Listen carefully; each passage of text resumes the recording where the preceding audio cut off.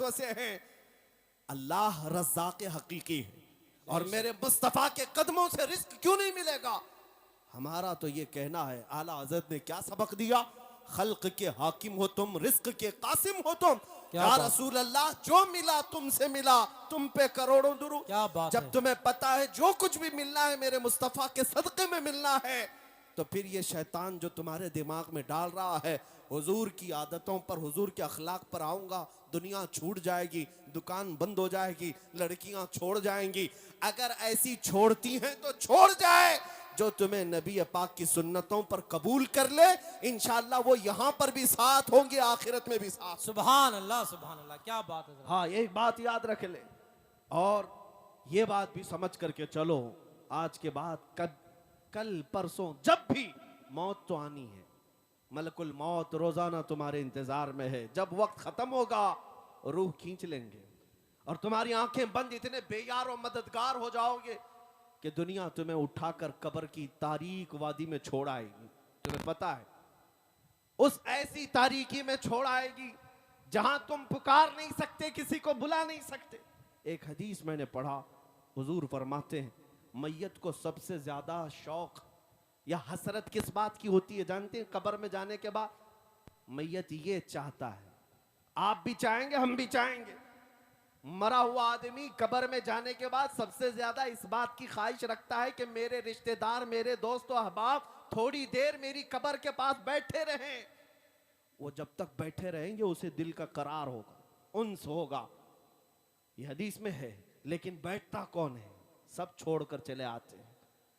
करीबी दोस्त भी मिट्टी डालकर जल्दी से कब्रिस्तान से वापस घर आता है। अपने बाप का जनाजा ले जाने वाला बेटा भी तख्तियां बंद करके, कब्र की मिट्टी डाल करके जब घर आता है, मैयत पुकार रहा होता है, उसे सब चीजों की खबर है। लोगों के चलने के चप्पल की आवाज तक मुर्दा सुनता है, लेकिन इतनी तारीक कब्र, हाथ उठाओ तो हाथ नजर ना आए। और ऐसे दफन करके आते हो, ना एक तकिया देते हैं, ना एक बोरिया, ना एक चादर, और ना कब्र में कोई रोशनदान सुराख, कुछ नहीं। ये बातें मैं क्यों कह रहा हूं? तवज्जो, जब तुम अपने दोस्तों को भी जाते हुए देखोगे, तुम्हें दफन करने वाला बेटा भी जाते हुए देखोगे, भाई भी जाते हुए तुम देख रहे होंगे, कब्र के अंदर सब छोड़कर चले जाएंगे। अंधेरा अंधेरा अंधेरा कब्र का। उस अंधेरी रात में अगर कोई रोशनी लेकर आता है तो ताजदार मदीना की जात, सुभान अल्लाह, मेरे सुभान आका अल्लाह, सल्लल्लाहु ताला अलैहि वसल्लम की जात है। क्या बात है। उस कब्र की अंधेरी रात में वो रोशनी ले आएंगे। और मेरे अजीजों, जब तुम्हें पता है कि कब्र में हमें उनकी जरूरत है, हश्र में उनकी जरूरत है, तो फिर सुन लो आला हजरत क्या कहते हैं, आज ले उनकी पनाह, आज मदद मांग उनसे, आज ले उनकी पनाह, आज मदद मांग उनसे। कल न मानेंगे कयामत में अगर मान गया। हमने दुनियादारों को भी देखा है, उनके घरों पर इज्जत ढूंढने वाले, उनकी जूतियों पर इज्जत ढूंढने वाले, उन पर अपनी जिंदगियां निछावर करने वाले, बुढ़ापे में तुम्हें भी तन्हा छोड़ दिया जाता है। पार्टियों से निकाल करके तो ऐसा उन्हें बेवा बना दिया गया है कि कोई पूछता तक नहीं है। लेकिन ऐ सुन्नी मुसलमानों, मेरे आका सल्लल्लाहु ताला अलैहि वसल्लम से मोहब्बत करने वाला ये बात यकीन के साथ याद रखे, मेरे आका ने कभी अपने गुलामों को तन्हा नहीं छोड़ा, कभी तन्हा नहीं छोड़ा। अबुल्लैस समरकंदी रहमतुल्लाह अलैह फरमाते, एक वाकया लिखते, मक्का मुकर्रमा में एक शख्स का इंतकाल हो गया था, और जैसे ही वो इंतकाल कर गया उसका चेहरा जानवर की तरह बन गया। एक ही बेटा था, सुनो, एक ही बेटा था, और बाप का चेहरा जानवर की तरह हो गया। कुछ गुनाह किया होगा, कुछ गलतियां किया होगा। अब बेटे ने जब बाप का चेहरा बिगड़ता हुआ देखा, फौरन दरवाजा घर का बंद कर दिया, और देख करके मैयत को डर लगने लगा कि अब लोगों को दीदार कराऊं कि नहीं कराऊं, जनाजा उठाऊंगा, लोग तो देखने आएंगे, दफन कैसे करूं। घर की औरतों को सबको समझा बुझाकर बिठा दिया और कहा अब मैं ऐलान नहीं करूंगा, बाहर दफन करने नहीं ले जाऊंगा, घर के अंदर ही गड़ा खोद कर अपने बाप को यहीं दफन कर देता हूं, ताकि किसी को पता ही ना चले, वरना बेइज्जती हो जाएगी, बड़ी जिल्लत उठानी पड़ेगी। नौजवान लड़का घर में रोता हुआ बैठा है, मेरे बाप के साथ क्या हो गया? वो रो रहा था। अचानक उसके घर के दरवाजे से खुलने की आवाज आई। अचानक दरवाजा खुला, एक बुजुर्ग घर के अंदर आए। वो आते ही उनके चेहरे पर चादर थी। वो सीधे मैयत के पास गए, चादर हटाई, उसके चेहरे पर हाथ रखा, फिर चादर बंद कर दी। फिर इस नौजवान लड़के के पास आए। वो बुजुर्ग कहते हैं, क्या हुआ बेटा, क्यों रो रहा है? नौजवान लड़का कहता है, मैं तो आपको देखा नहीं, कहां से आप अंदर आ गए? मैंने दरवाजे सब बंद कर दिए थे, लेकिन अब आप आ गए हैं तो क्या देखते नहीं मेरे बाप का चेहरा बदल गया है? मैं अपने बाप को लोगों के सामने कैसे जनाजा उठाऊं? आप नहीं देखते चेहरा जानवर की तरह हुआ है। वो आए हुए बुजुर्ग ने कहा, बेटा जाके देख तो सही, तेरे बाप का चेहरा सलामत तो है, कुछ हुआ नहीं। वो नौजवान खड़ा हुआ और गया अपने बाप की लाश के पास। चादर हटाई तो देखता है अपने बाप का चेहरा चांद की तरह चमक रहा है, सुभान अल्लाह। खूबसूरत है। वो खुशी के मारे रोते हुए सजदा शुक्र में गिर गया, ठीक कर दिया। उस वक्त तक वो बुजुर्ग घर से निकलने को थे, दरवाजे तक पहुंचे थे। ये दौड़ता हुआ आया और उनका दामन पकड़ लिया, कहा, आप कौन हैं? अल्लाह का फरिश्ता, अल्लाह की तरफ से आए हुए, आपने मेरे बाप के चेहरे को ठीक कर दिया, ये एहसान क्यों किया? वो आए हुए बुजुर्ग पलटते हैं और कहते हैं, अना मुहम्मदुन रसूलुल्लाह, मैं मोहम्मद अल्लाह का रसूल हूं। सुभान अल्लाह, सुभान अल्लाह, क्या बात। अल्लाह अकबर। जैसे ही वो नौजवान सुना, कदमों में गिरा, कहा, आका मेरे घर आपकी आमद हुई और इस हाल में मुझे बताएं मेरे बाप के साथ क्या हुआ? अल्लाह के नबी सल्लल्लाहु अलैहि वसल्लम फरमाते हैं, तेरे बाप का कोई एक गुनाह ऐसा था जिससे मौला नाराज था, रब्बे कदीर गजबनाक था। जैसे ही तेरे बाप का इंतकाल हुआ, मौला ने अपने गजब का इजहार उसके चेहरे पर किया, तेरे बाप का चेहरा बदल गया। लेकिन ऐ नौजवान, तेरे बाप की एक अच्छाई थी, एक अच्छाई ये थी कि तेरा बाप उस वक्त तक बिस्तर पर सोता नहीं था जब तक 100 मर्तबा मुझ पर दुरूद नहीं पड़ता था। हाँ हाँ, क्या बात है, वाह वाह वाह। हुजूर फरमाते हैं, रोजाना इसकी आदत थी, गुनाह होंगे लेकिन अपने नबी को याद किए बगैर सोता नहीं था। जो फरिश्ता इसके दुरूद मुझ तक पहुंचाता था, आज वो फरिश्ता आकर कहने लगा, गजब हो गया रसूल अल्लाह, आप पर दुरूद पढ़ने वाला वो बंदा आज मर गया लेकिन मौला के जलाल का शिकार हुआ, अल्लाह के गजब का शिकार हुआ है। अगर आका आप उस पर रहम न करेंगे तो दुनिया बाद में ताना देगी, दुरूद पढ़ने वाले का चेहरा ही सलामत नहीं रहा तो किसका सलामत रहेगा? मेरे आका फरमाते हैं, मैं अपनी कब्र से उठ करके आया और तेरे बाप के चेहरे को देखा तो बिगड़ा हुआ था, मैंने हाथ रखा, अल्लाह की बारगाह में सिफारिश की, मौला ये वो चेहरा है जो मुझे याद किया करता था। रब्बे कदीर ने फरमाया, महबूब अपना हाथ उठाओ, हम तुम्हारी सिफारिश पर तुम्हारे गुलाम के चेहरे को चांद सी शबाहत देंगे, सुभान अल्लाह, सुभान अल्लाह, खूबसूरती अता करेंगे। क्या बात। अल्लाह तबारक व तआला ने उस बंदे को मेरे आका की सिफारिश पर फिर से वो हुस्न जमाल अता किया। मैं ये बात जब पढ़ता हूँ आंखें भीग जाती हैं, इसीलिए फिर बरेली के इमाम की बात याद आती है, जो ना भूला हम गरीबों को रजा, जो ना भूला हम गरीबों को रजा, याद उसकी अपनी आदत कीजिए। ऐ मुसलमानों, में आज फिर से तुम्हें करीब ला करके कहता हूं, इधर उधर मत देखो। अगर तुम्हारे दर्दों को कोई आज समझने वाला है, तुम्हारे गमों को और तुम्हारे गम की दास्तान को कोई अगर सुनने वाला है तो वो मेरे आका की जात है, वो ताजदार मदीना की जात है।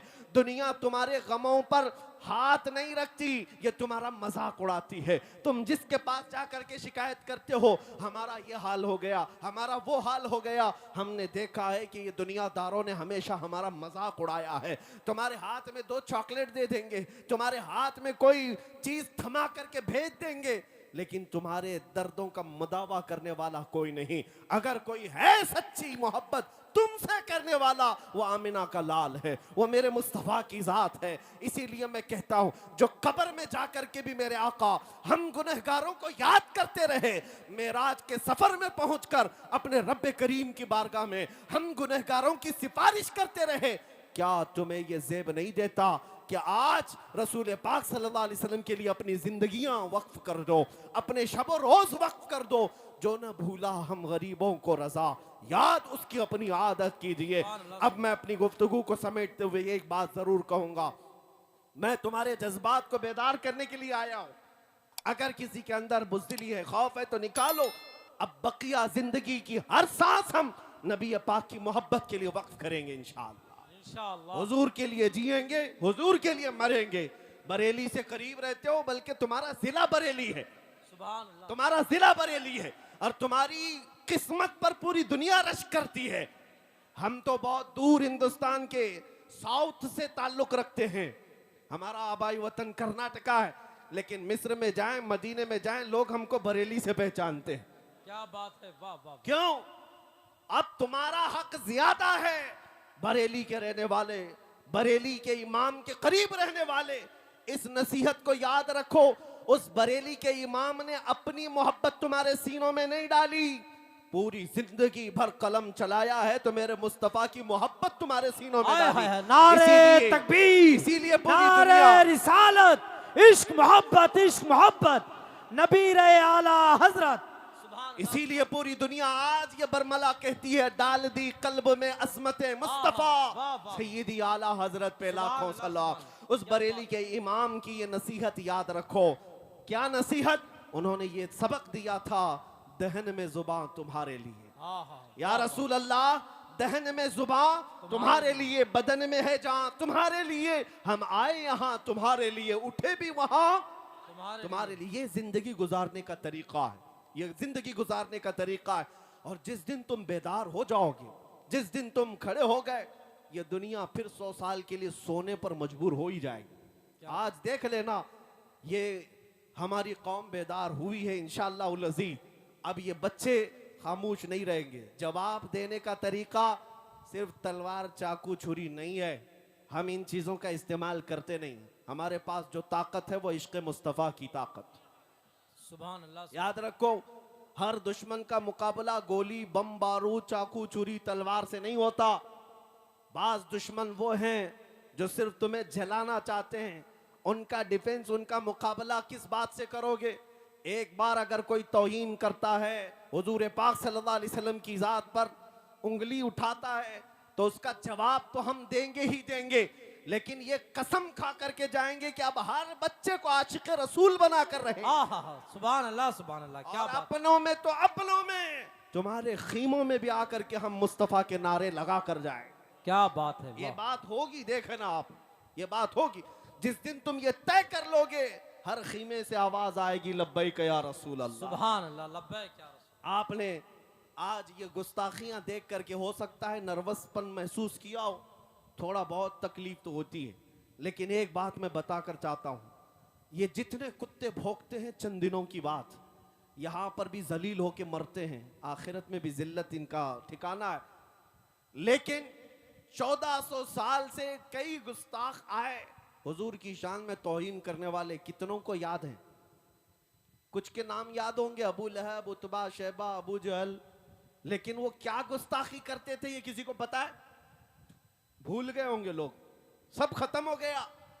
आज भी जो कर रहे हैं ये बरसाती कीड़े हैं, इनको ऐसा लगता है कि सारी गाड़ी यही चला रहे हैं। हमारे यहाँ एक मसल बोली जाती है, बैलगाड़ी के नीचे एक कुत्ता चलता है और वो कुत्ता ये समझता है पूरी गाड़ी मैं चला रहा हूं, और बैलगाड़ी जब आगे चली जाती है तो उसे पता चलता है कि उसको तो कोई और बैल चला रहे थे। इन कुत्तों को अभी थोड़े दिनों के बाद पता चलेगा गाड़ी कोई और चला रहा था।